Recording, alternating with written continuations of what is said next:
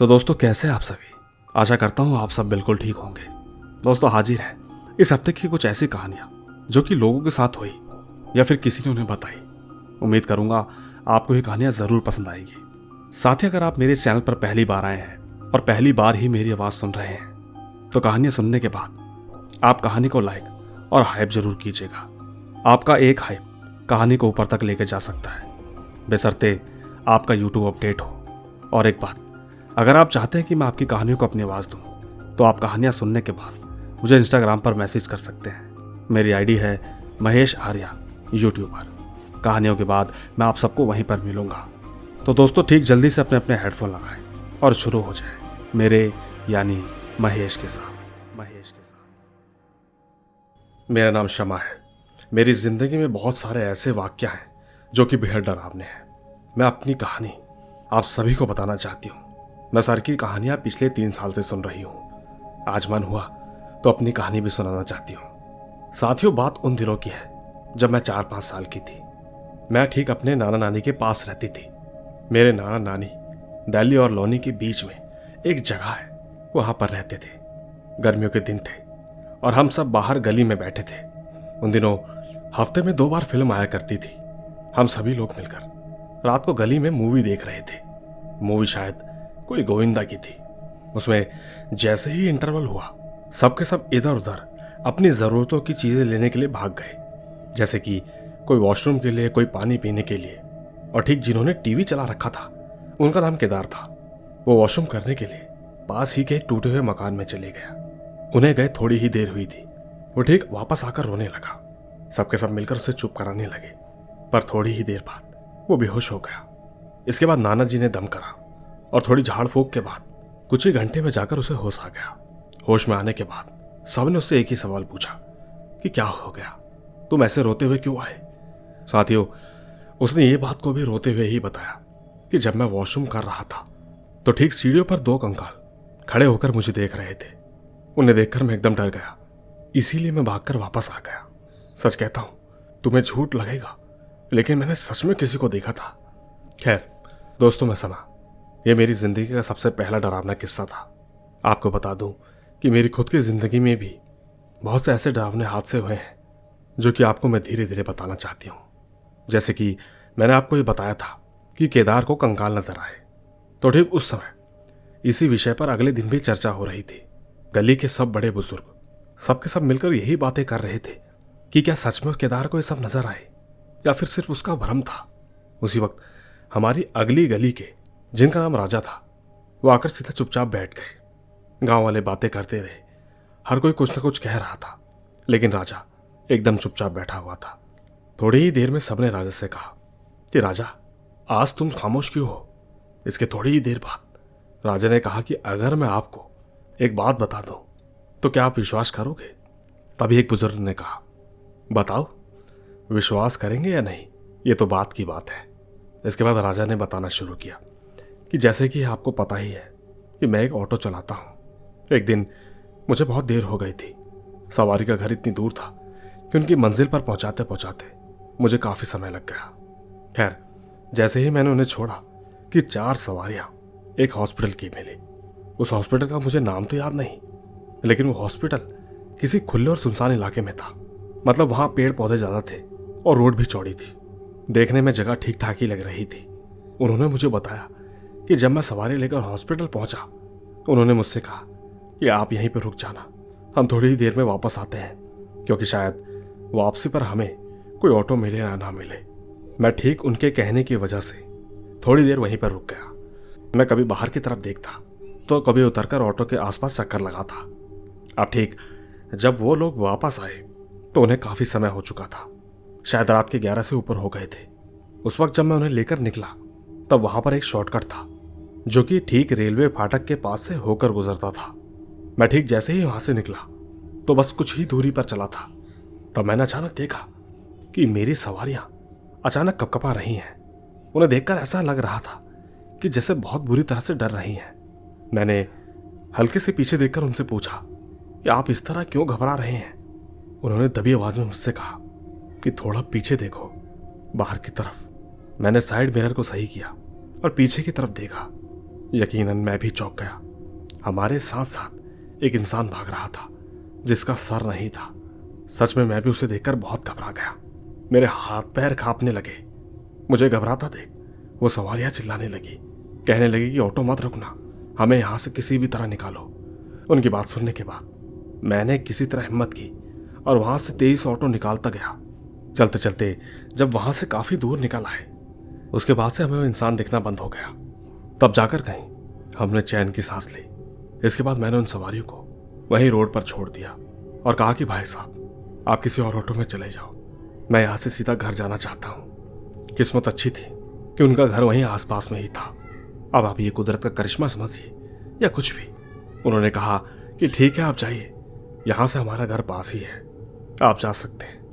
दोस्तों, मैं सीधा अपने घर आ गया और घर आकर चुपचाप सो गया। आप सभी लोगों से सच कहता हूं, मैंने ये बात आज तक किसी को नहीं बताई। शायद कोई विश्वास करे या नहीं, लेकिन जब केदार की बात हो रही है तो इसीलिए मैंने अपनी बात भी आप सबको बता दी। मुझे लग रहा है कि शायद आप इस बात पर यकीन नहीं करेंगे, लेकिन केदार के साथ जो कुछ भी हुआ उसके बाद से मेरे अंदर हिम्मत आ गई कि मैं आप सबको बता ही दूं।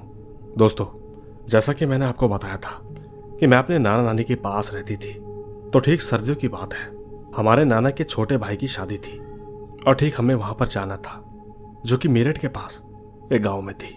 उस वक्त मेरे नाना नानी और मैं हम उनकी शादी में चले गए। हम ठीक जिस दिन वहां पर गए थे उस दिन ठीक उनकी हल्दी थी। हल्दी लगाने के बाद घर के सभी बड़ों ने खूब समझाया कि अब तुम्हें हल्दी लग चुकी है और तुम अकेले बिल्कुल भी बाहर मत जाना, यहां तक कि छत पर भी नहीं। और आपको तो पता ही है कि गांव में सभी लोग जल्दी सो जाया करते हैं, पर क्या करें, उस दिन टीवी पर एक ऐसी फिल्म आ रही थी जो कि मेरी खाला को बेहद पसंद थी।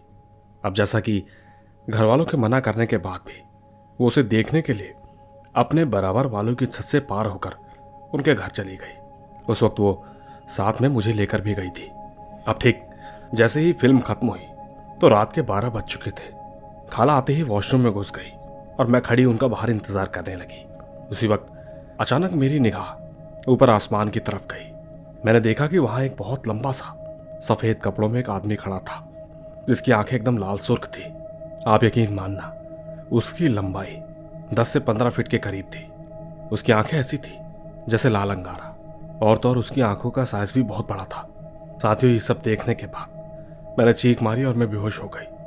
अब इसके बाद जब मुझे होश आया तो मेरे कानों और सर में इतनी तेज दर्द था कि मुझे कुछ ठीक से दिखाई नहीं दे रहा था, और तो और सबसे बड़ी बात, मुझे कुछ सुनाई भी नहीं दे रहा था। लेकिन धीरे धीरे कुछ देर बाद मैं ठीक हो गई। ये बात कोई छोटी सी बात नहीं है, क्योंकि मेरी नानी ने मुझे बताया कि मैं तकरीबन 2 दिन के बाद होश में आई हूँ। उसके बाद मैंने अपनी नानी से जिद करी कि मैं यहाँ से जाना चाहती हूँ। मेरी बातें सुनने के बाद मेरी नानी मुझे लेकर वहाँ से वापस आ गई। बस इतनी ही थी मेरी छोटी छोटी कहानियाँ। न जाने आपको कैसी लगेंगी। धन्यवाद। तो दोस्तों, ये थी समा जी की कहानियाँ। इन्होंने छोटे छोटे किस्से को पिरोकर एक लंबा सा धागा बनाया।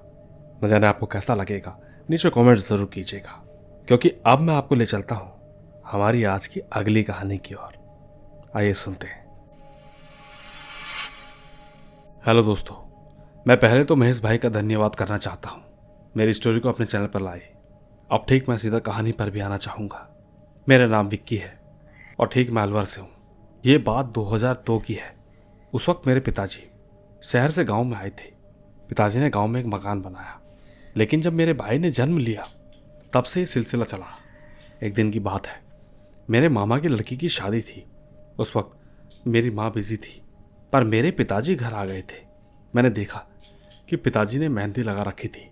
अब ठीक रात के 2 बजे पिताजी नहाकर आए और शीशे के सामने अपने बाल संवारने लगे। उसी वक्त पिताजी को ऐसा लगा जैसे उनके पीछे कोई खड़ा हो। वो एकदम पलटे, लेकिन पीछे कोई नहीं था। वो घबरा चुके थे और ठीक जैसे ही सोने के लिए गए, वो चुपचाप सोने के लिए चले गए और सो भी रहे। सोते सोते वो डर के मारे भी सोने की पूरी कोशिश कर रहे थे, लेकिन पिताजी को ऐसा लगा कि जैसे उनकी छाती पर कोई बैठ गया हो। यकीन मानिए, उनकी हालत खराब हो गई।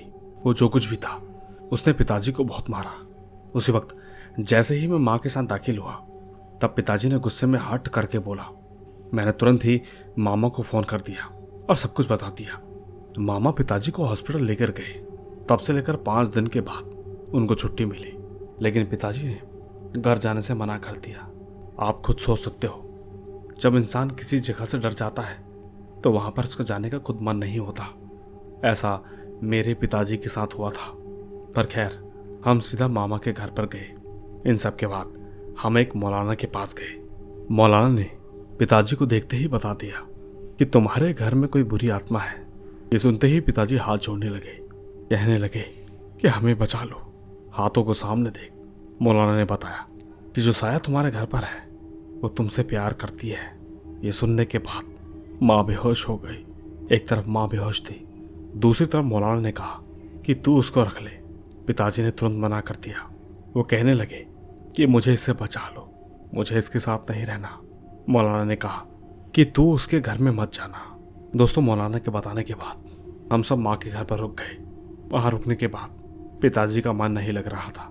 पिताजी ने ठीक माँ से कहा कि हम कब तक यहाँ रुकेंगे, मेरी बात सुन, अब मैं अपने घर जाना चाहता हूँ। माँ ने तुरंत कहा कि हमारे साथ एक छोटा सा 2.5 महीने का बच्चा भी है। दोस्तों, सच कहता हूँ, मैं, माता पिता और मेरा छोटा भाई ये सब देखकर बहुत डर गए। इसीलिए पिताजी मौलाना के पास फिर से गए और सारी समस्याएं बताई। मौलाना ने इस बार पिताजी को एक धागा बांधा। साथ के साथ उन्होंने एक बात भी कही कि जब तक ये धागा तेरे गले में है तब तक ना तो वो तुझे दिखाई देगी और ना ही तेरे शरीर पर कब्जा कर सकती है। सब कुछ होने के बाद पिताजी घर पर आ गए। दिन गुजरते गए। एक दिन पिताजी, उस वक्त दोपहर का टाइम था, ठीक उसी समय एक काला साया मेरी चाची के रूप में आई थी। वो ठीक पिताजी को कहने लगी कि तूने इलाज करा लिया। पिताजी ने तुरंत जवाब दिया, हाँ करा लिया। यहाँ पर दोस्तों एक बात है कि वो साया घर के बाहर से ही बात कर रहा था। उसी वक्त नानी भी आ गई और अचानक वो साया गायब हो गया। दोस्तों, इसके 4 महीने तक कुछ भी नहीं हुआ, लेकिन एक दिन पिताजी कुछ काम से बाहर गए थे। अब आपको बता दूं कि पिताजी जहां पर गए थे वहां पर किसी की मौत हुई थी। अब आप लोग मेरे पिताजी की किस्मत देखिए, जिस चीज से भाग रहे थे ऐसे ही घर में उनको कमरा मिला। सबसे बड़ी बात, कहते हैं कि जिसके ग्रह कमजोर होते हैं उनको ये चीजें जल्दी अटैक करती हैं। तो ठीक इसी तरह पिताजी जब रात में सो रहे थे तो अचानक पिताजी की छाती पर कोई बैठ गया। बैठते ही पिताजी की सांस फूलने लगी। उस वक्त पिताजी की आंखें बंद थी, लेकिन उन्हें एक आवाज सुनाई दे रही थी कि मैं तुम्हें मार दूंगी और अपने साथ लेकर जाऊंगी। कैसे ना कैसे करके पिताजी ने हिम्मत जुटाई। वो ठीक जैसे ही कुछ कहना चाहते थे कि तुरंत उनका रूम पार्टनर आ गया। उसी वक्त वो काला साया अचानक से गायब हो गया। शुक्र था उनका रूम पार्टनर इन चीजों को समझता था। उसने तुरंत ही एक मौलवी को बुलाया।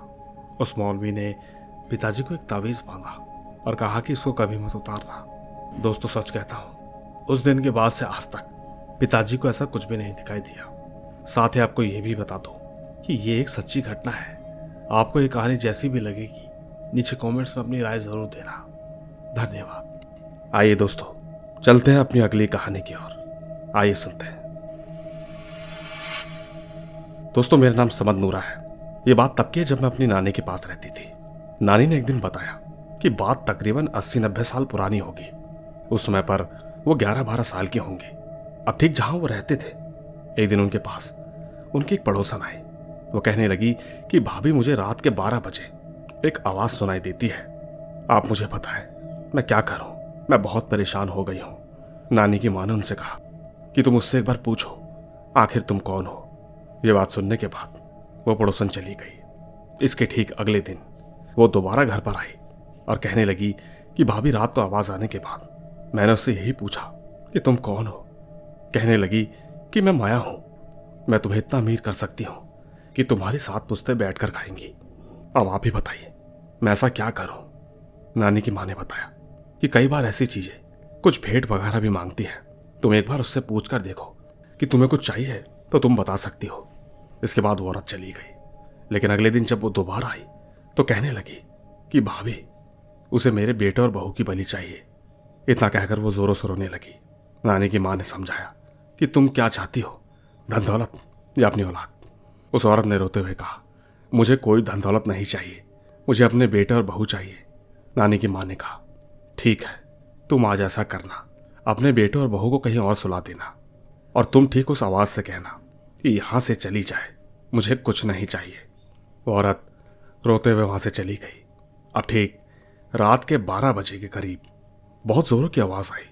सबने देखा कि बाहर बहुत शोर हो रहा है और ठीक वो औरत थोड़ी ही देर बाद रोते हुए नानी की माँ के पास पहुंच गई। वो ठीक रोते रोते कहने लगी कि भाभी, मैंने उसे मना कर दिया कि मुझे कुछ नहीं चाहिए, मैं तुम्हें अपना बेटा और बहू नहीं दे सकती, तुम यहां से चली जाओ। और तो और उसकी आवाज़ बहुत खतरनाक है जो कि पूरी गली में गूंज गई। वो इस तरह चीखती हुई गई, न जाने अब क्या करेगी। नानी की माँ ने कहा, ठीक है, क्या पता शायद वो जा चुकी हो। इन सब के बाद सब सो गए। लेकिन एक बात अजीब थी, सुबह उठकर सबने देखा तो पूरी गली में सोने के सिक्के बिखरे पड़े थे, जो कि गली वालों ने उठाकर पास ही के कुएं में डाल दिए और उन सारे सिक्कों के ऊपर कूड़ा भर दिया। आखिरकार वो आवाज सबने ही सुनी थी। सबको बहुत डर भी लग रहा था। उस वक्त सब यही सोच रहे थे कि अगर इन सिक्कों को उठाएंगे तो कहीं वो हमारे बच्चों को ना मार दे। साथियों, नाना बताते हैं कि उस वक्त दहशत का माहौल था, लेकिन उसके कितने दिन बाद तक ऐसा कुछ भी नहीं हुआ जिससे सब लोग डर जाए। दोस्तों, ये कहानी तो यहीं तक है, पर मैं आपको दूसरी कहानी बताती हूँ। ये कहानी भी मुझे मेरे नाना नानी ने बताई थी। नाना ने बताया कि उन्हीं के परिवार की एक बच्ची जो कि 5 या 6 साल की थी, वो रोज शाम के टाइम बाहर जाती थी और ठीक अक्सर वो जब भी बाहर जाती तो कई सारी चीजें लेकर आती थी। वो खूब खुश होकर उसे खाती, बाकी और बच्चों को भी देती। बेटा, पहले के समय में औरतें अपने काम में इतना व्यस्त रहती थी कि उनका बच्चों पर ध्यान ही नहीं जाता था। इसी के चलते ये सिलसिला ज्यादा दिन तक चलता रहा तो उस बच्ची की माँ का ध्यान उस पर पड़ा। उन्होंने उससे पूछा कि तुझे ये सारी चीजें कौन देता है? वो कहने लगी कि ये सब तो मैं खुद लेकर आती हूँ। माँ ने पूछा कि तुम्हें इस चीज के पैसे कौन देता है? बच्ची ने कहा कि वहां पर जो बेरी का पेड़ है, मुझे उसके नीचे से पैसे मिलते हैं, बस उसी को देकर मैं चीज लेकर आती हूँ। माँ ने जब ये सुना तो उन्हें बिल्कुल भी यकीन नहीं आया। उन्होंने ये सारी बात अपने पति को बताई। अब ठीक इसके अगले दिन जब वो लड़की शाम के टाइम बाहर गई तो उसके पिता ने उसका पीछा किया। उन्होंने देखा कि वो बच्ची बेरी के पेड़ के नीचे से कुछ तो उठाया। पिता ने जब जाकर उस लड़की का हाथ देखा तो उसमें एक सोने का सिक्का था। लड़की के पिता ने उससे पूछा कि तू किस दुकानदार के पास से चीज लाती है? लड़की ने पता बताया। पिता अपनी लड़की को लेकर उस दुकान वाले के पास पहुंचा। उसने दुकानदार से पूछा, क्या ये लड़की तुझे रोज एक सोने का सिक्का देती है और तू उसके बदले में उसे चीज देता है? पहले तो वो दुकानदार झूठ बोलने लगा, लेकिन लड़की के पिता ने उसे लगातार धमकाया। उसने बताया कि हाँ, तुम्हारी लड़की रोज एक सोने का सिक्का लेकर आती है, बस उसी के बदले मैं इसे बहुत सारी चीजें देता हूँ। ये सब बातें सुनने के बाद लड़की के पिता अपनी बच्ची को लेकर वापस घर में आ गए। बात बहुत अजीब थी। उसने अपने बड़े बूढ़ों से ये सारी बातें बताई और तो और ये सुनने के बाद सबके सब परेशान हो गए। सोचने लगे कि आखिर बेरी के पेड़ के नीचे सोने का सिक्का कैसे मिल सकता है। उन्होंने ठीक किसी मौलाना को बुलवाया और उनके आते ही सारी बातें उनके सामने रख दी। मौलाना ने उस लड़की को बुलाया और ठीक उसके ऊपर दम करा। दम फूकने के बाद वो लड़की बेहोश होकर गिर गई और हवा में उड़ने लगी, यानी चारपाई कम से कम 2 फुट ऊपर की ओर उठ गई। पर मौलाना साहब ने अपनी पढ़ाई जारी रखी। इसके बाद वो लड़की एकदम से उठकर बैठ गई, बोलने लगी कि हम इसे लेकर जाएंगे। हमने इसे 35 सिक्के तो दे दिए हैं और जब हमारे 41 सिक्के पूरे हो जाएंगे तो हम इसे लेकर चले जाएंगे। सबसे जरूरी बात, उस वक्त जो लड़की बता रही थी वो उसकी आवाज नहीं थी। न जाने उस वक्त उसके अंदर से कोई खतरनाक आवाज बाहर आ रही थी। ये सब देखकर लड़की के घर वाले सब डर गए। तभी मौलाना साहब ने कहा, ये छोटी बच्ची है, तुम इसे छोड़ दो और माफ कर दो। इतना कहने के बाद भी वो आत्मा नहीं मानी। कहने लगी कि नहीं, हम इसे लेकर जाएंगे। मौलाना को अब गुस्सा आ चुका था। उन्होंने कई झाड़ फूक करे, तब जाकर कहीं उस पर काबू पाया। यूं समझिए उसके बाद से वो थोड़ी ठीक हो गई, लेकिन जब वो धीरे धीरे बड़ी हुई तो काफी परेशान रहने लगी। अजीब अजीब हरकतें करने लगी। कभी चुप रहती तो कभी कई दिन तक खाना नहीं खाती। सबसे बड़ी बात, जब वो खाना खाती तो इतना सारा खाना खाने की कोशिश करती कि पकाने वाले थक जाते।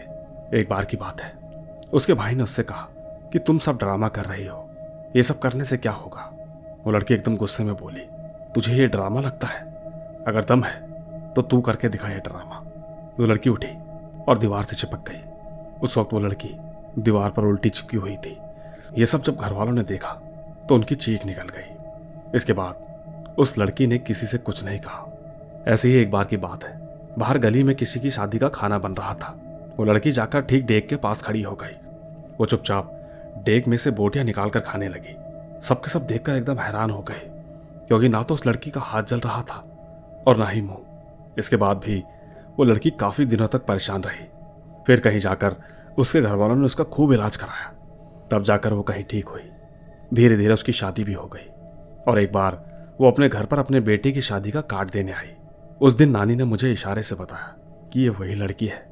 मेरी माँ ने उस लड़की से पूछा कि आप ठीक हो, अब तो आपको कोई परेशान नहीं करता। उन्होंने ठीक अपने हाथ और पैर दिखाए और कहा कि और तो कुछ परेशानी नहीं, लेकिन जुम्मे वाले दिन मेरा शरीर इतना फूल जाता है कि मेरा बदन फटने लगता है, जगह जगह से खून निकल जाता है और जैसे ही सुबह होती है सब कुछ एकदम नॉर्मल हो जाता है। दोस्तों, मैं सच कहती हूँ, मैंने उनके पैरों पर ऐसे निशान देखे जैसे किसी ने चाकू से कट लगाया हो।